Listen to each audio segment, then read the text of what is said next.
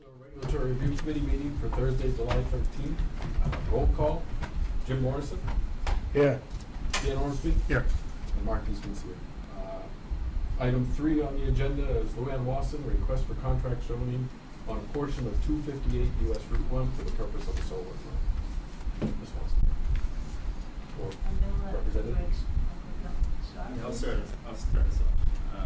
I have a presentation. Is there a way for me to connect to the screen? Or is it logical?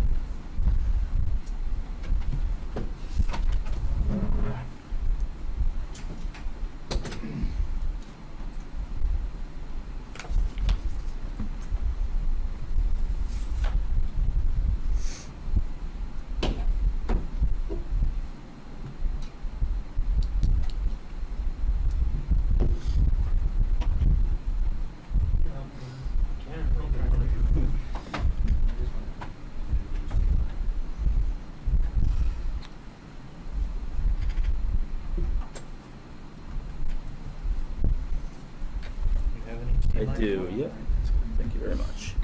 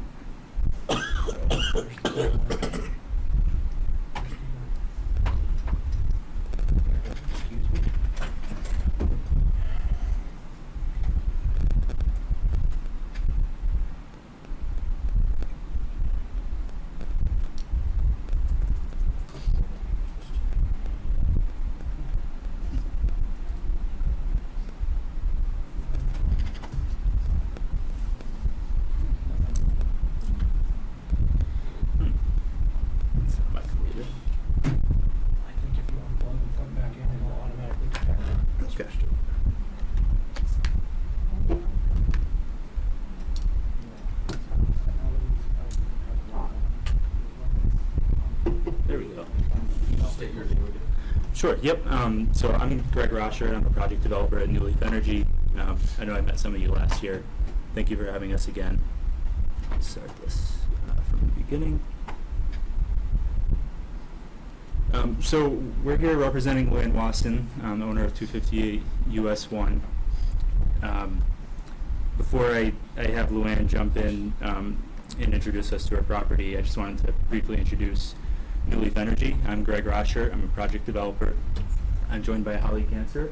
She's one of our civil engineers. And as I mentioned, Luann's here to speak as well. We were formerly Borrego's development business. When we met last year, we were Borrego. But about a year ago, we were spun off as an independent company, and we're now New Leaf Energy. We have 165 employees, 73 of which are in our Lowell, Massachusetts corporate headquarters.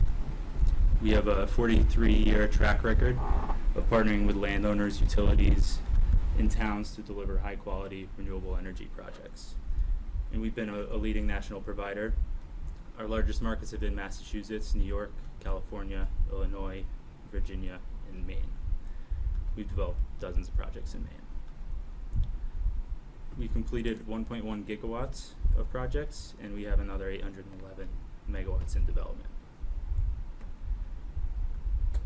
So, as most of you I'm sure know, the reason we're here is the ordinance currently limits solar to the industrial zone parcels. Those parcels are currently fully developed. It's not possible to develop in the industrial zone, and we believe that this parcel in the commercial 2 zone makes a lot of sense for solar. Without an ordinance amendment, a contract zone agreement would be needed. So before I get into the details of the project or anything like that, or any benefits, I'll just have Luann say a few things about her property and discuss why the project's important to her. So Luann, if you want to take the floor for a second. Okay, like I said when I was here last time, thank you all for having me again. Sorry about that. This piece of land he's talking about is really of no value for farming. It's a section of land that has a lot of ledge and a lot of wet, and it grows mostly pulpwood. Because nowadays there's no value to pulp. So for me it would be an advantage to make a use of land that I'm not really using, can't use. And if they get approved, that piece of land will be taken out and out of tree and forest growth, which would supply a little bit more tax money for the town. And having lived on the farm my whole life, and almost 200 years of Wassons have been there, it seems to me that where this isn't going to be seen from the road, I should be able to do as I please with that piece of land, as I told you guys last time I talked to you. So Greg seems to have come up with a pretty good section for you to look at there.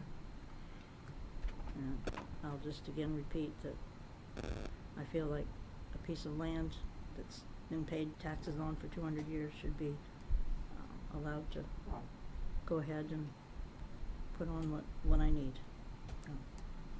Thanks for listening to me, and I'll let Greg and Holly answer questions for you on technical things.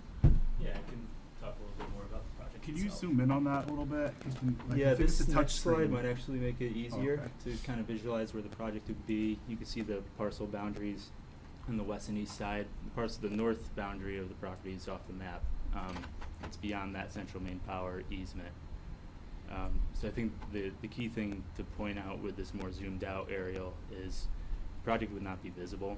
It's got the central main power easement to the north side, forest to the west, 93 or 930 feet from the main road, 595 feet from the nearest building, which is Wardwell Construction to the east.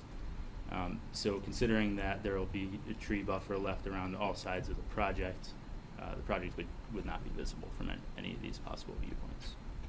How far is it, you may not know this, Sure. from the edge of her field to the beginning of the, The edge of that field. Greg, I can Sure. measure that on there. Sure. Yeah, Holly's got a scale on the plan over here. The question was from the edge of the field. from the edge of the back field? Yeah, that field is, I don't believe it's part of that. Okay, okay, I see.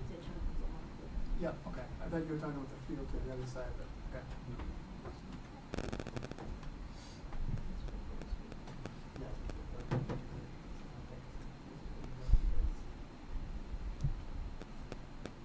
Around 300 feet.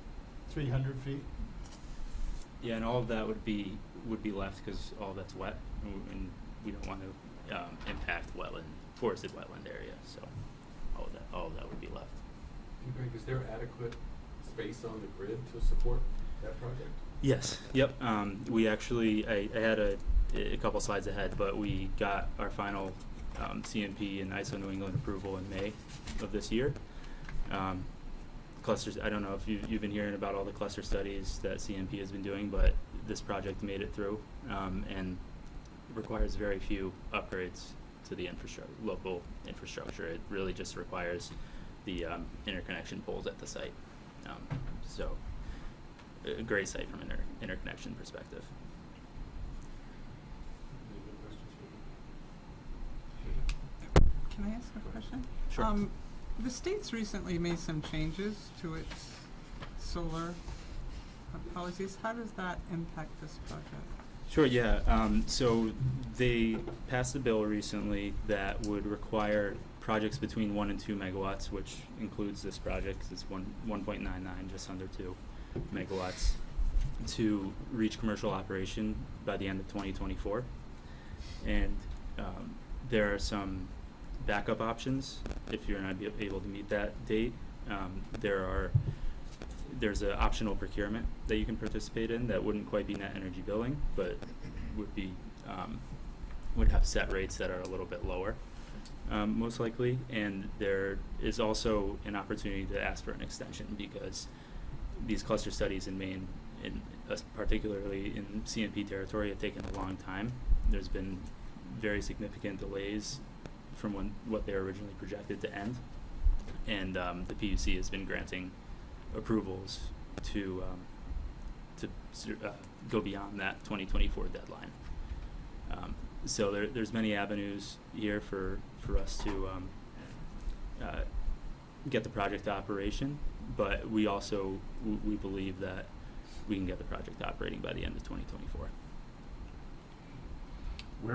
How are you gonna get in there and out of there? Is there like a road going in, or? Yeah, so this could be a good time to go to the next slide. One thing I just wanted to point out is some of the neighbors. Project wouldn't be visible from any of these, but there's Walgreens, there's the hardware store, lumber company, Woodwell Construction, drive-in, car wash. Project would have very significant buffers between all of these neighbors.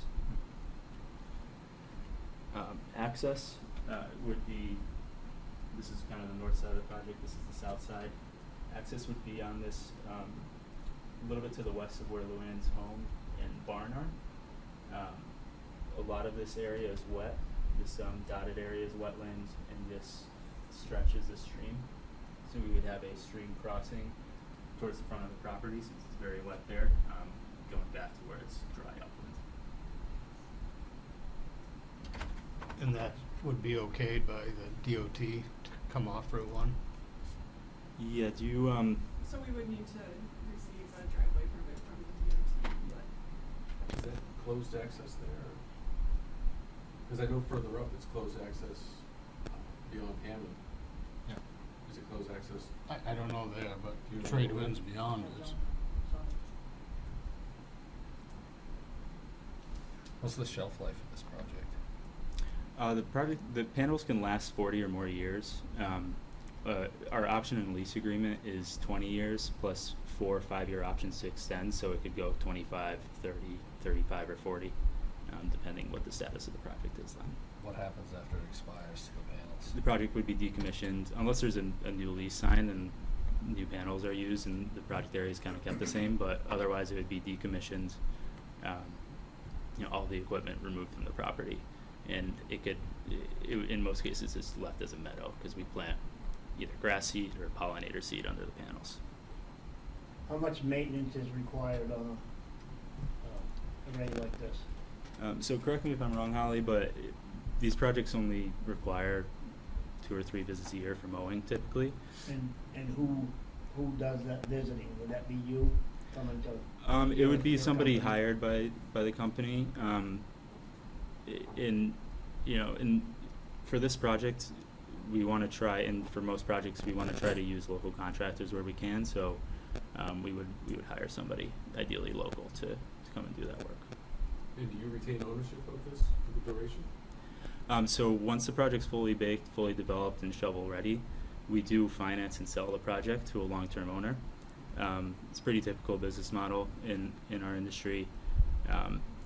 We have strong partnerships that we've held for decades.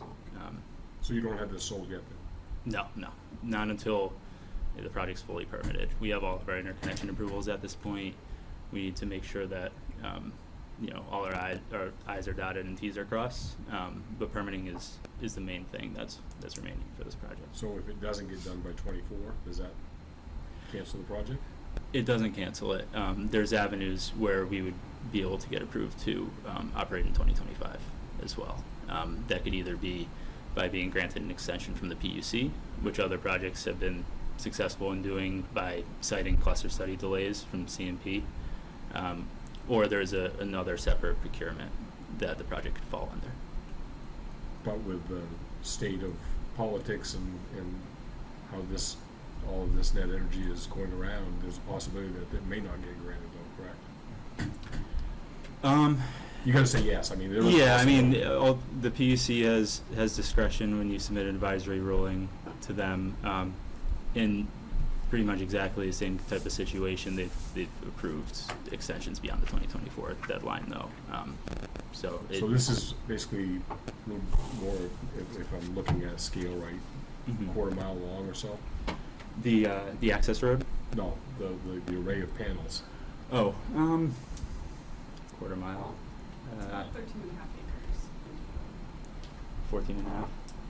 13 and a half. So 2,600 feet, so half a mile. Now it's in a wooded area, Yeah. according to that topographical Mhm. photo that you showed. So there's probably gonna be a lot of wood cut, a lot of industrial work as far as that goes, prepping the land for. Yeah, it is a forested site. You know, the carbon dioxide that this project offsets is equivalent to the amount sequestered by about 4,000 acres of mature forests each year. So ideally, we don't like cutting trees, but ultimately the environmental benefit is infinitely higher than the benefit that these trees would provide. When I spoke to Luann, she indicated that this project would not be visible from Route 1 or from Route 46. Is that accurate? Yes, that's accurate. Nobody who's going to be seeing fields of solar panels. No, it's set almost 1,000 feet back from US 1, and there would be a tree buffer between the fence line of the project and Route 1. So there's both the distance there and the tree cover. And from the east side as well, where there's development there would be hundreds of feet of tree buffer. What's its elevation compared to Route 1? It's not a question I know the answer to. Do I don't you? have the topo on me. It is above Route 1, but I don't know by how much more. It's not significant. Well, you show quite a lot of wetland around it, so it's not gonna affect any of that wetland at all, anywhere? So we have a very small amount of wetland impact right near, Greg, if you can just note where the equipment pad kind of is, where that turnaround is for them. There's a very small amount of wetland impact that will be just bringing the access road in, and that will be permitted through Mass DEP. And that qualifies for how small it is, just the tier 1 level of their review. But all of the other wetlands that you see there are not impacted. In the slightly more shaded area, those are areas that are considered wetlands of significance, and none of those are impacted by this project. Lou, this is all approved by the planning board? No, we haven't looked at that. Who's asking for contract? Hmm? They're asking for contract. Yes, I understand that. Yeah, and we obviously we know we don't have like a contract zone agreement sitting in front of us or a planning board approval yet.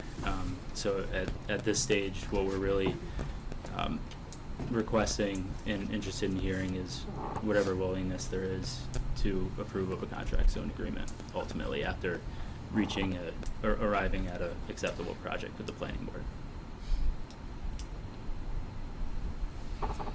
I can skip ahead a little bit unless there's any more questions. I already spoke about interconnections, so I don't need to do that. The only other thing I was going to mention here is just that substation does have a fixed capacity. There isn't an unlimited amount that can attach to that substation, but we do have our capacity reserved.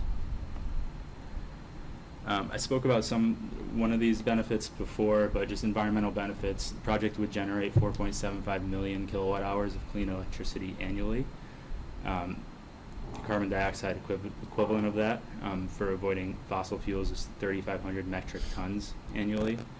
I mentioned the amount of acres of mature forest that this is equivalent to, over 4,000 acres. It's equivalent to almost 8,000 barrels of oil consumed annually and almost 380,000 gallons of gasoline annually.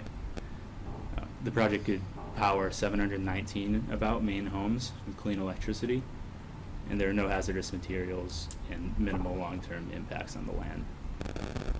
I'll get through this fast, but some grid benefits. This is a distributed generation project, meaning it's power that's generated closer to the point of consumption on a localized area of the grid, as opposed to a large power plant that's transmitting electricity over long distances.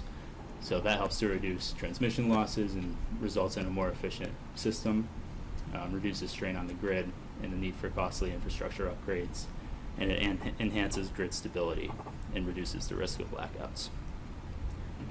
Solar obviously also generates during peak demand periods. So DG Solar alleviates strain on the grid, reduces the need for additional power plants, and can lower overall electricity costs. So some local and state benefits that are really important to talk through. We intend to establish a pilot agreement with the assessor in town. And we'd be providing additional tax revenue to the town with a passive use that wouldn't bring more traffic to town and wouldn't require town services. Homeowner electricity bill savings is another important one. Net energy billing credits can be sold to any homeowner in CMP territory. And I imagine a lot of Bucksport residents are already subscribed to projects outside of town. But we can offer an exclusive window of time where Bucksport residents can subscribe to the project's output without competing for space with people in other towns. And the savings from that would be 15% to their electricity bills. The project would contribute to Maine's renewable portfolio standard to reach 80% clean energy by 2030 and 100% by 2050, as well as Maine's transition away from natural gas and volatile natural gas prices. It would bring some economic activity to the town. We would use local contractors whenever possible. And if even for a short period, there'd be construction professionals in town, and once in a while O&M employees, once the project's operational, that'd be using local services. There are educational opportunities that we could offer. Production information in our remote data monitoring website can be made available to students. Or there could be site visits arranged, like let's say there's a vocational school where students are studying to be electricians. They could walk the site during construction and see how it's done. And I think this last point is really important, just to reduce dependence on fossil fuels and non-local energy sources, having more of those DG projects. And that really increases energy independence in Maine. So, if there's a path forward with the town council to execute a contract zone agreement, the next steps would be continuing with all of our permitting, working with the planning board to get to an acceptable project, working out a contract zone agreement with the town council, and then simultaneously getting a project permitted with the DEP. Then the project would be financed. We apply for a building permit, and as I mentioned earlier, the construction goal would be to complete by the end of 2024. So that's all I have. I don't know if there's anybody else who wants to say anything, but we're open to any comments or questions or discussion that you want to have. Thank you again for hearing us out. I have another one. How long do you estimate your process through the DEP will take? It's an aggressive timeline for construction by the end of 24 if you're including a state process in this. And I only see this because they're somewhat overwhelmed with the project. Yep. So, like I mentioned, this project will qualify for a Tier 1 wetland permit. Those are that's the lowest level of wetland permitting that you have to do through DEP when you require wetland impact for a project. From what we've seen, those take about 3 to 4 months to turn around from submission, and we intend to submit those fairly soon as well. The project qualifies for a stormwater permit by rule, which you only have to submit those 14 days before you intend to start construction, so that's a very quick timeline for that review. And their solar decommissioning permit, which all solar projects in the state of Maine require, would be that same kind of timeline as the wetland permit, so 3 to 4 months.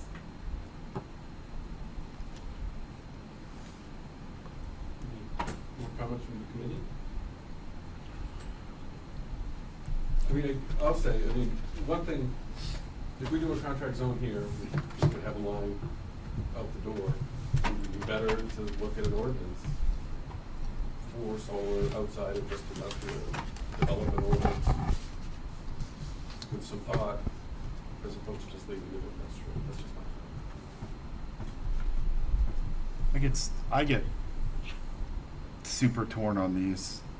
I do. I have a real hard time making a decision because I think the big thing for me initially is I don't want to see solar farms everywhere, and I was driving through Augusta the other day, and it's like you just solar farm on both sides everywhere. And but at the same time, the torn part of me is that I struggle with, you know, a resident having property and they want to do something on it, and it's their property, you know. So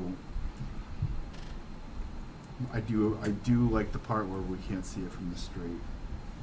Is Luann protected through this? So if something midway goes awry and it's not working, like is say you start building and you realize we can't do this, or I know at that point it's probably beyond you, right?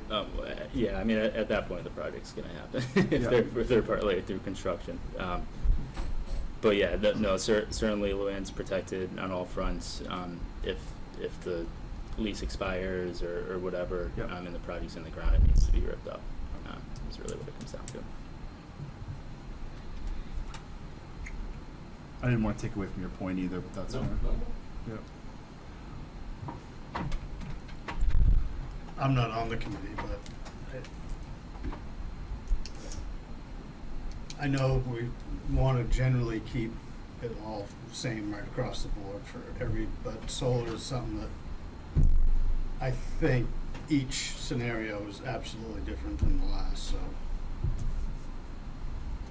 I think this is about as good as concept as you can get, where you can't see it, it's well off Route 1, it's well away from everywhere, and it's Luann's property. I guess I just add, I mean, we turned down one that abutted an industrial zone, you weren't gonna see it, so they're probably gonna, well, was that you guys? No, that was Amoresco. So, I mean, they're likely gonna come back for contract zone if we provided it to one. If I remember right, though, there was a lot of abutter contention on that scenario, though, right? I think so, that abutted industrial zone and abutted the land, you know, the landfill. Was that, yeah, okay, that was the one on 15. Yeah, Okay. up on 15, not visible. Yeah. Exactly. Not the solar. Yeah, I think there were residents that came out, spoke about it. I attended that meeting, and Yes, There was one some of them was concern. Doug Alley, as I recall, and he stood up and said, put it in there, it's gonna be right next to my house, put it right in. yeah. There's a lot of rose bushes and trees that were gonna be, That they were willing to make fencing around. Yeah. It's still pretty close They were to the, I concerned think about it's that gonna be huge- fairly visible from the that big road. plate, yeah. There was gonna be some shielding, but Oh, it's I gonna be a didn't think lot that. closer than. It's definitely closer, but I don't think Yeah. it was visible because you can't see that lot. Do you know the lot we're talking about? Yeah. I mean, you can Yeah, I only see investigated the- because we were Right. talking that long ago about this project. I so believe that was a interested in just having- residentially zoned 630. parcel, so there is that That's the difference. industrial zone. You're right. A landfill for that. This is 3 commercial minutes. too. I don't know if that makes any difference, but My question is, Oh. how much room is there on the grid for solar arrays? beyond our project, there is about 8 megawatts, I believe. That's 8 megawatts? that could attach to that substation. That could be projects in Orland or Penobscot that are attached to feeders that reach the substation, though it wouldn't necessarily be in Projects Bucksport. turning Okay, why I'm asking is, if we approve this, what's the possibility that the next person's gonna step up and say, we need you to do the same thing for us? You did it for her, do it for us. Well, that's my point with that other lot. I agree Yeah. with you, Yeah, yeah. we're But gonna- we're running short on time. Should we Do you wanna continue move this to the next council meeting or next committee meeting? What's the plan? Want to keep it at a committee or go to a council meeting about I think we bring it to the council. I think we need more people, because it's Yeah. a tough one. That's fair. Admittedly, it's a tough one Let's- for me. I think what we're gonna do is, bring it to the council, to the next meeting, Yep. and unfortunately we have to adjourn on this one. Okay. Well, thank you again for the time. Really appreciate it. Thank you. Thank you. I appreciate the presentation too, with the being able to see where the roads. Yeah, for sure. I thought it would be helpful. Could you send that to Sue too, please? Sure. Absolutely. I have hard copy printed out too if anybody wants it. Second. All in favor? Would that next